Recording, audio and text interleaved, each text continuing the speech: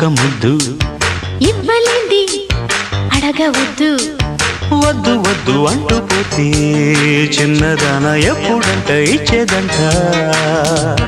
తన్ని ముద్దు ఇచ్చుకుంటే చిన్నవాడ పెళ్లి దాకా ఆగవంట కళ్ళతోటి పెళ్ళయింది చాలే ఇవ్వు ఒక్క